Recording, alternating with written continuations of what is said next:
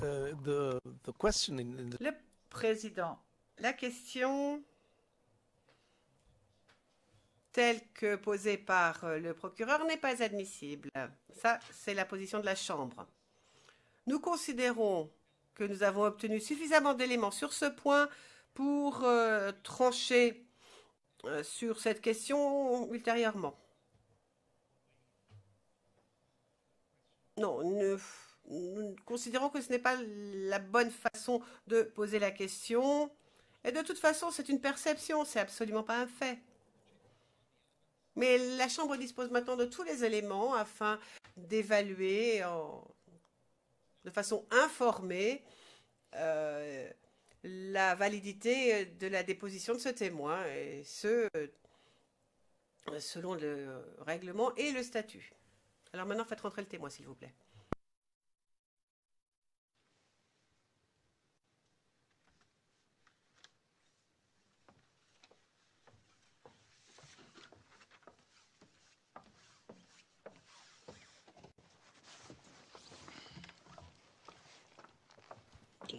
So here you are again. I give... Le président, nous revoici. Je redonne la parole à Madame Pack du bureau du procureur. Madame Pack, merci, Monsieur le Président. Monsieur Tarlu, je vois que vous demandez la parole, mais je crois que vous serez heureux de savoir que je n'ai plus de questions à vous poser. Merci à la Chambre. Le président, merci, Madame Pack. Je demanderai au Conseil de la Défense si éventuellement il y a d'autres questions en suspens. Thank you very much, Maître Valtit. Le président, Maître Knops. Maître Knops, pas de question, Monsieur le Président. Le président, merci, Maître Knops.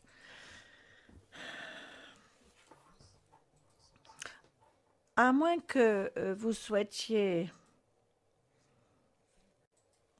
dire quelque chose, puisque je vois que vous avez levé la main.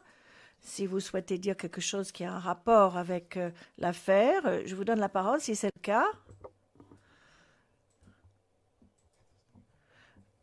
Oui, mais cela n'a pas de rapport avec l'affaire. Je sais que je suis à la fin de ma déposition. Je souhaitais vous remercier puisque j'ai eu l'occasion de venir devant vous dire la vérité. Je suis très heureux d'avoir pu venir dire la vérité ici et je suis très satisfait de la manière dont vous avez mené l'affaire, Monsieur le Président et Monsieur et Madame les juges. Et j'espère que ce que vous faites ici dans cette cour internationale, eh bien, j'espère que suite à ce que vous faites, les leaders africains pourront bien se conduire et en effet, qui pourront mettre en place de bons systèmes de gouvernance. Le président, merci, monsieur le témoin. Merci de nous avoir accordé votre temps. Je vous souhaite un bon voyage chez vous. Voici qui conclut votre déposition.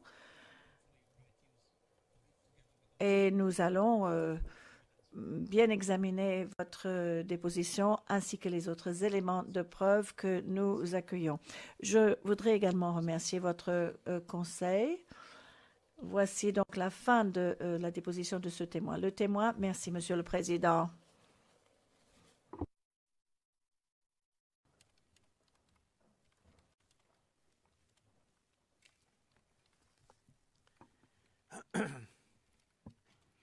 Now, le président, le procureur a demandé la parole afin de parler du programme pour les témoins suivants. Monsieur MacDonald, oui, mais j'avais cru comprendre que vous vouliez également en parler.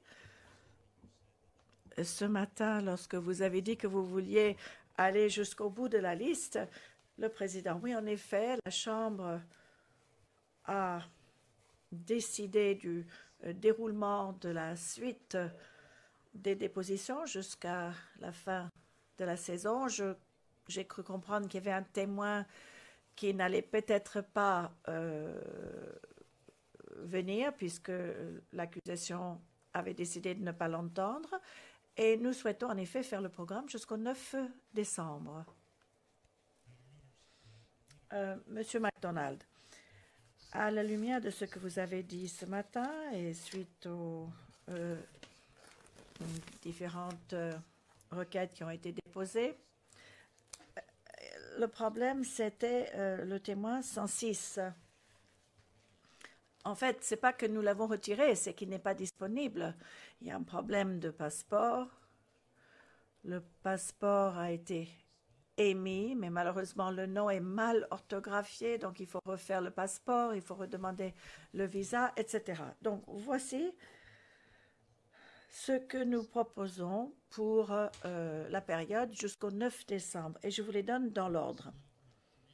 Le témoin 513. Le témoin 230 qui viendrait viva voce. Puis nous aurons des témoins par liaison vidéo. Et nous souhaitons commencer par le témoin 350. Nous attendons une décision sur ce témoin-là. Et puis les autres témoins par liaison vidéo, 107, 587, 117, 588 et 589, ainsi que le 350 que j'avais dit au début. Donc, en fonction de la durée du contre-interrogatoire que vous allez décider, puisqu'il s'agit tous de témoins qui relèvent de l'article 68.3, nous pourrions terminer avec le 589 pour le 9 décembre, quitte à avoir des audiences quelque peu prolongées. Nous n'allons pas entendre le témoin 169. C'était le dernier qui devait déposer. Je ne sais plus si c'était par liaison vidéo ou viva voce. Donc, le 106 serait alors le premier à venir en 2017. Donc, vous voyez, nous proposons 2 témoins en salle d'audience et nous pourrions continuer non-stop avec une série de témoins par liaison vidéo. Et il reste en suspens seulement le 350, le président. Merci beaucoup. Maître Altit. Je peux voir le truc? Alors, pour que ce soit clair, le prochain ne change pas. 106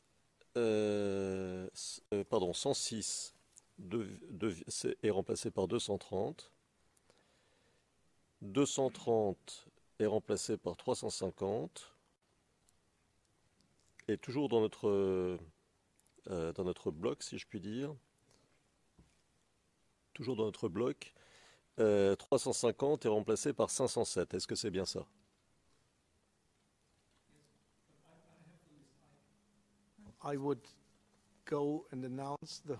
Le président, si vous voulez, je vais redonner la liste. Je comprends bien, mais je voudrais faire une remarque. C'est que nous avions une première liste en juin 2016.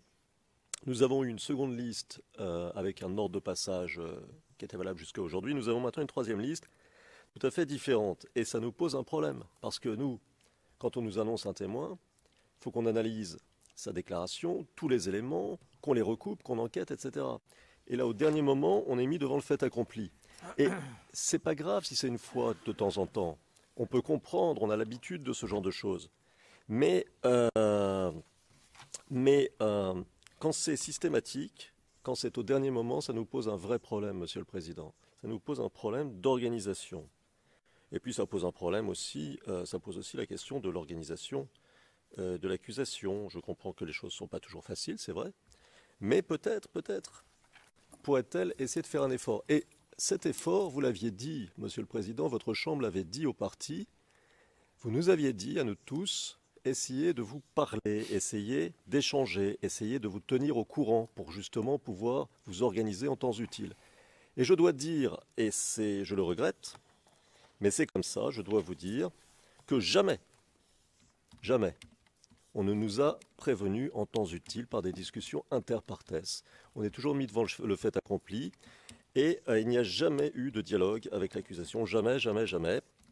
Et c'est un vrai problème. Parce que c'est une procédure, c'est un type de justice qui demande la coopération des parties, Monsieur le Président. Nous sommes payés pour le savoir. Nous qui sommes intervenus devant un certain nombre de cours de justice internationale ou autres. Je dois dire qu'on ne nous aide pas beaucoup du côté de l'accusation. Je le déplore, je le regrette. Je souhaiterais que ce soit l'occasion pour la Chambre de rappeler à l'accusation que c'est bien que les parties se parlent. Tout ira mieux si on peut se parler. Ça sera plus simple, on ira plus vite, on s'organisera mieux et le travail général n'en sera qu'amélioré. Je regrette d'avoir à le dire, ça nous pose, les changements permanents, systématiques nous posent des problèmes d'organisation. Nous ne sommes pas nombreux, nous n'avons pas beaucoup de moyens, contrairement à l'accusation. À un moment, il faut faire attention un petit peu aux autres, il faut savoir comment ça fonctionne. Il faut les respecter, je crois. Et je regrette d'avoir à le dire. J'ai attendu l'extrême limite, ça fait maintenant 8 mois, 9 mois qu'on a commencé. Mais à un moment, c'est pas possible. À un moment, il faut s'intéresser aux autres parties. Nous participons tous au travail de justice. Hein? Si on ne comprend pas ça, si la réaccusation ne comprend pas ça, si elle persiste à nous voir comme des... Non, vraiment, vraiment. Monsieur le Président, je le redis. No, but now I stop you because Le Président, je vous arrête, puisque ce n'était pas de la faute du bureau du procureur. Il y a des questions d'ordre administratif qui ont un impact sur le calendrier. En l'espèce, ce n'est pas de la faute du procureur. Et vous savez fort bien que la Chambre n'est pas toujours très tendre avec le procureur lorsqu'il y a des fautes ou des erreurs, mais cette fois-ci, ce n'est pas le cas.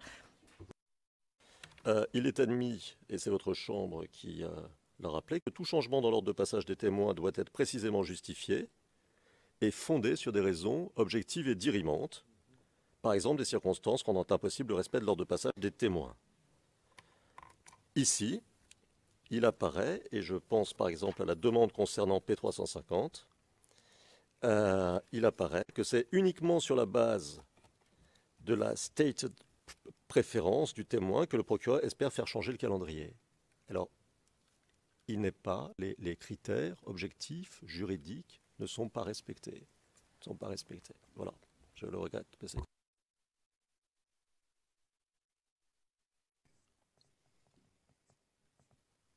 Mr. Knops.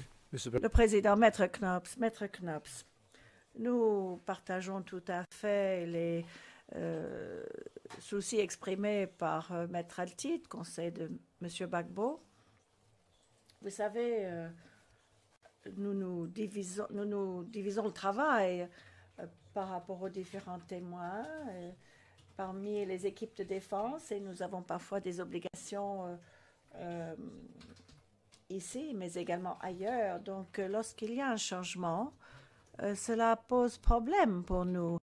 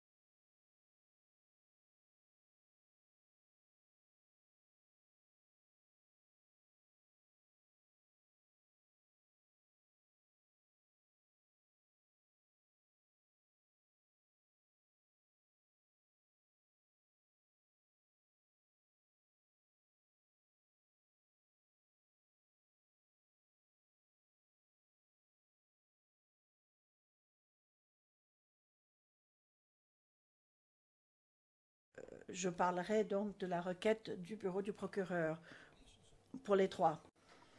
Les éléments à l'appui de ces requêtes sont incorporés dans les annexes confidentielles ex parte aux écrits, aux requêtes. Je vais lire lentement dans l'intérêt de l'interprétation. À ces requêtes déposées par le bureau du procureur, la défense de M. Gbagbo a répondu par le biais des requêtes confidentielles 763 et 748. La défense de M. Blé Goudet, il s'agissait de la requête confidentielle 738 et 749. Les deux équipes de la défense ont exprimé des objections concernant l'octroi de mesures de protection en salle d'audience visant à protéger l'identité des témoins tout en restant ouvert par rapport à d'autres mesures proposées pour tenir compte des besoins personnels des témoins. Les représentants légaux des victimes ont répondu par les requêtes confidentielles numéro 737 et 750 à l'appui de cette requête. Le 17 novembre 2016, l'unité des victimes et des témoins a informé la Chambre que, bien qu'il n'y ait pas d'inquiétude en matière de sécurité qui puisse être détectée concernant le témoin 513, elle estimait néanmoins que, à la lumière du profil et de la vulnérabilité de ce témoin, le fait de révéler son identité en public pourrait lui causer un préjudice.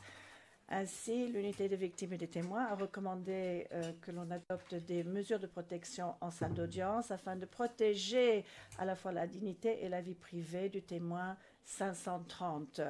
Le 22 novembre, aujourd'hui même, l'unité des victimes et des témoins a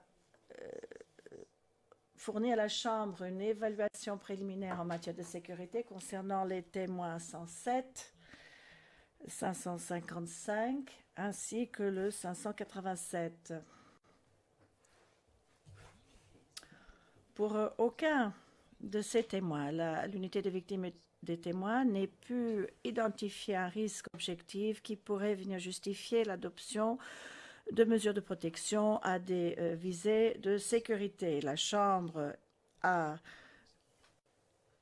regardé de près les éléments fournis par le bureau du procureur ainsi que les éléments fournis par les deux équipes de défense ainsi que par l'unité des victimes et des témoins, ainsi que l'évaluation et les recommandations de l'unité des victimes et des témoins, ainsi que la jurisprudence passée et les éléments qui ont trait à cette affaire. La Chambre considère qu'il est possible de décider de l'ensemble de ces requêtes sur la base des informations qui sont déjà disponibles. Et en dépit du fait que les réponses à la requête 754 pourraient encore être déposées aujourd'hui. À la lumière du fait que certains de ces témoins partagent un profil semblable, sans préjudice du fait que l'un ou l'autre des participants, des parties ou de l'unité des victimes et témoins pourrait fournir ultérieurement des éléments d'information spécifiques qui pourraient venir nécessiter un réexamen de cette décision. Ainsi, la Chambre décide comme suit.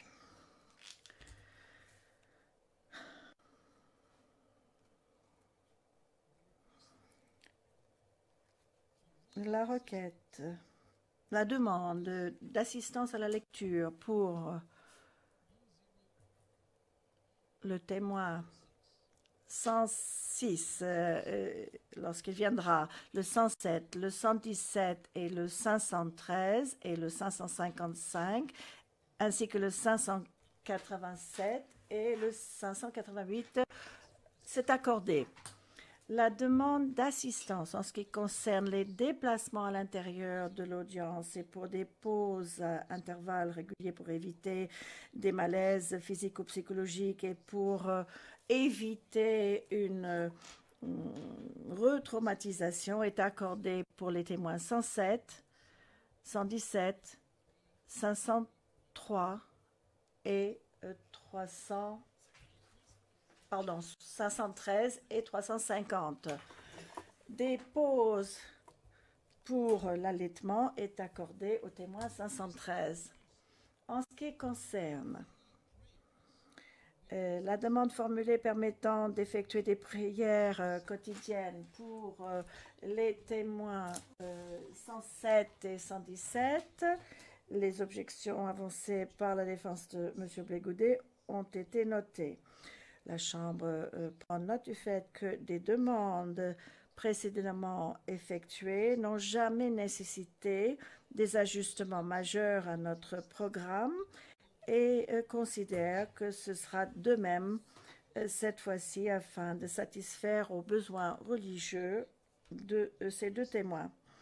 Ainsi, la Chambre accorde ces requêtes et la mise en œuvre se fera de manière à éviter le plus possible de déranger le programme de l'audience.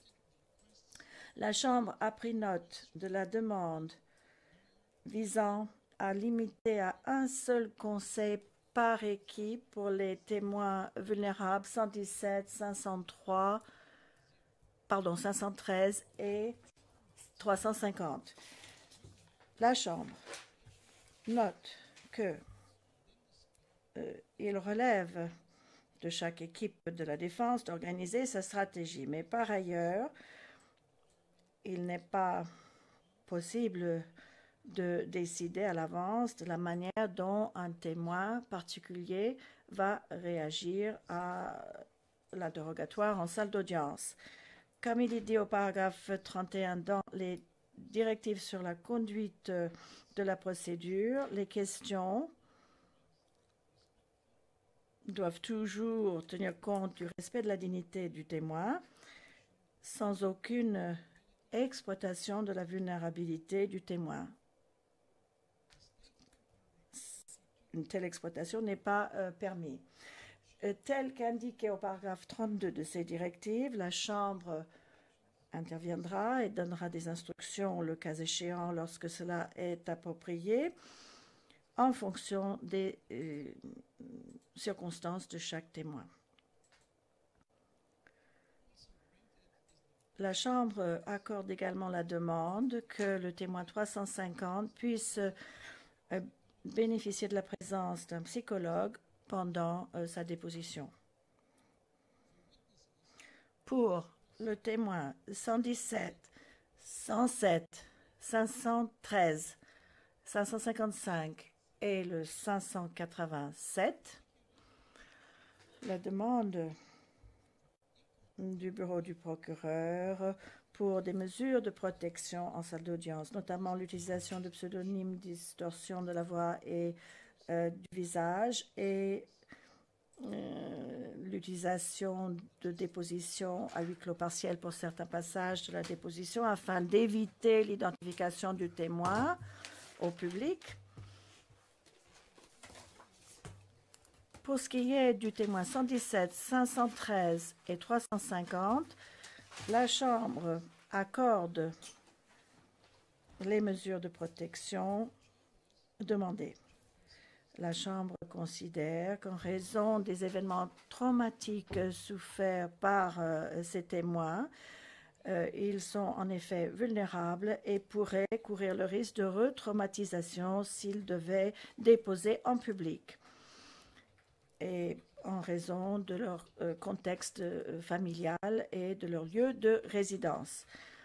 L'unité des victimes et témoins a déclaré, notamment concernant le témoin 513, le risque pour leur sécurité et leur vie privée Leur bien-être physique et psychologique pourrait en effet être allégé, empêché par l'adoption de mesures de protection en salle d'audience afin d'éviter qu'ils ne soient exposés au public en tant que témoins. Tenant compte du besoin d'éviter de contrecarrer les effets de ces mesures, même par inadvertance, étant donné qu'il est difficile de décider à l'avance s'il est nécessaire ou approprié de passer à huis clos partiel ou de revenir en audience publique, et souhaitant éviter les dérangements que cela peut entraîner, la Chambre considère que l'ensemble de la déposition de ces témoins se fasse à huis clos.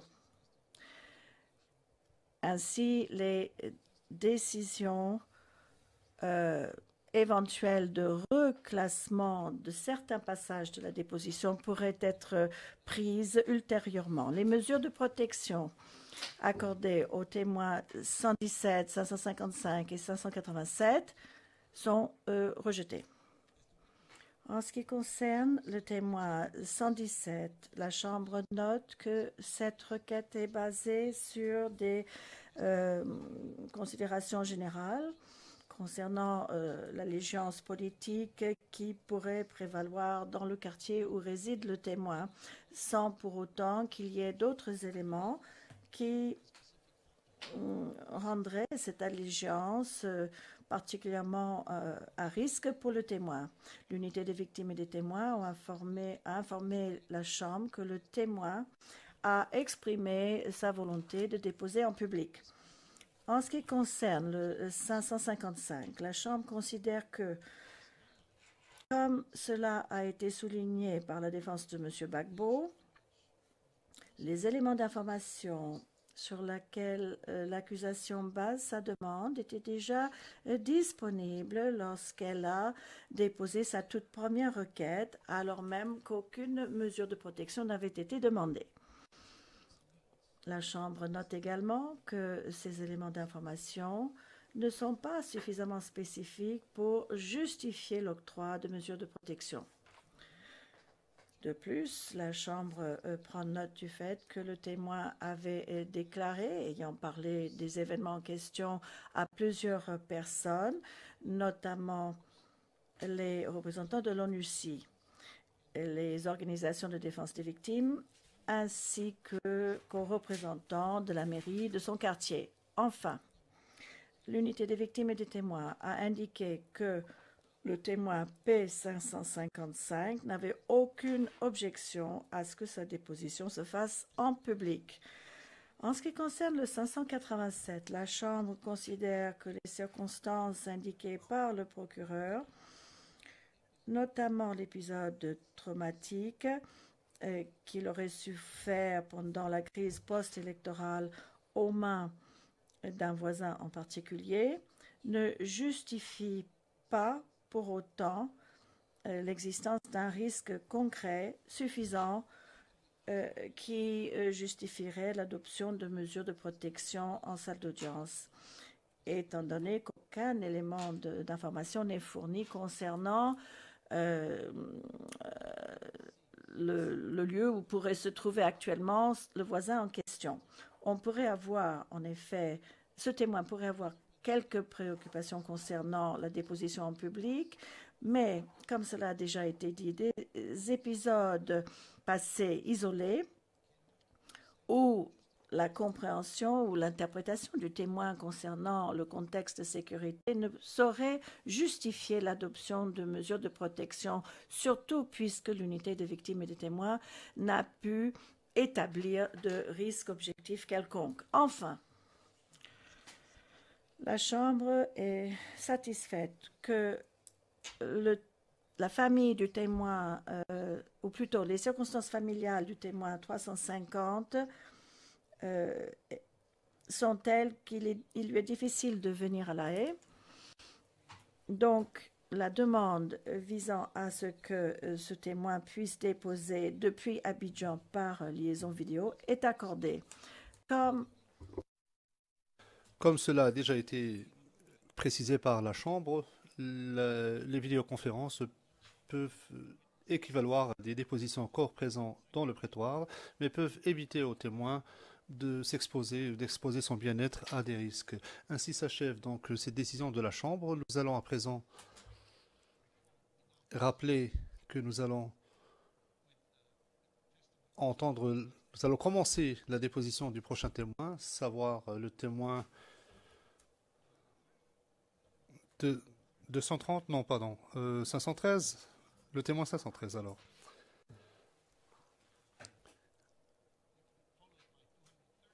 Qui sera suivi par le témoin de 130, 350, 107, 587, 117, 555, 588 et 589.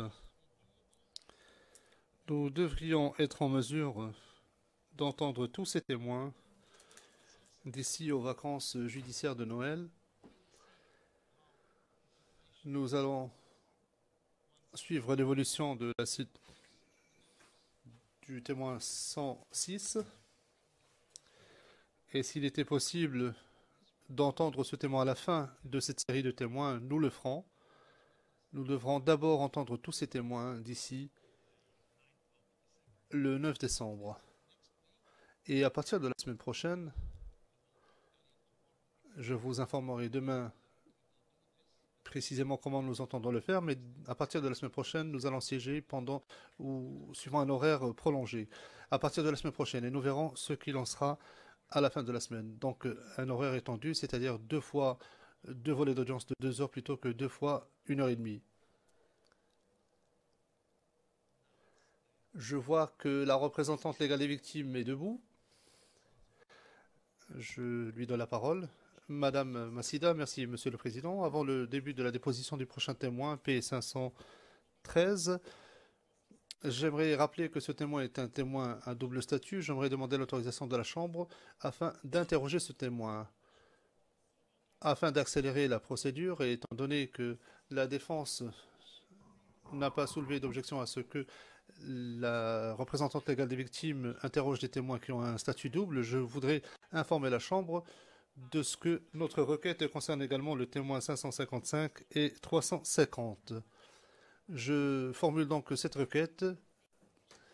S'agissant des 3 témoins, je voulais simplement faire une économie en présentant cette requête en même temps concernant les 3 témoins. Comme par le passé, la représentante légale des victimes souhaite interroger le témoin dans la mesure où il a été victime des événements et nous souhaitons l'interroger sur l'impact que ceci a eu sur la vie du témoin. Le président, très bien, je donne immédiatement la parole aux parties. Je viens de recevoir un courriel de la greffière d'audience s'agissant de l'horaire de la semaine prochaine, l'horaire d'audience. Le greffe nous propose le programme suivant. Nous tiendrons des audiences de 9h à 11h, ensuite de 11h30 à 13h30 et de 14h30 à 16h30. 3 volets d'audience de 2 heures.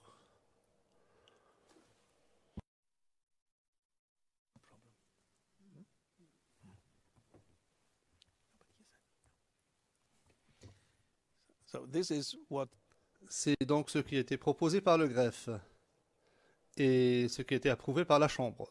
À partir de la semaine prochaine, à partir de lundi matin, nous allons commencer à 9h du matin et non pas à 9h30 comme d'habitude.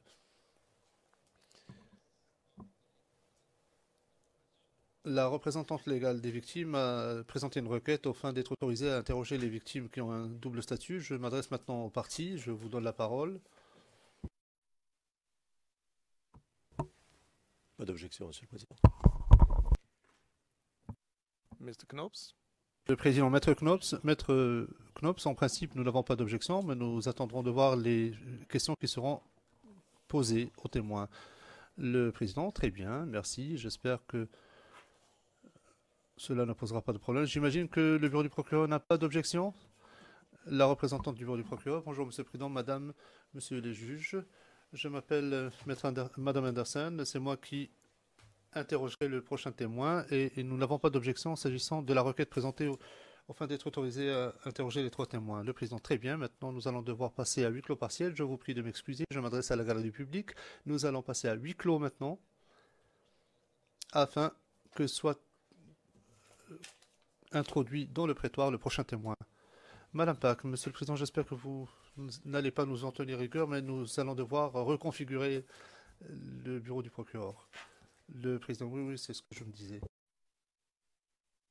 What we will do, I think. Le Président, il nous reste environ 20 minutes.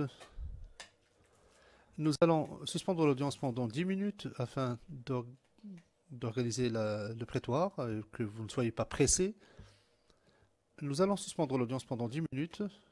Le greffe reconfigurera le prétoire et nous reprendrons après cela. Et je vais simplement présenter le prochain témoin, lui demander de se présenter. Et il nous faudra lever l'audience et reprendre demain matin. Madame Pack, merci Monsieur le Président. Le Président rappelant 10 minutes.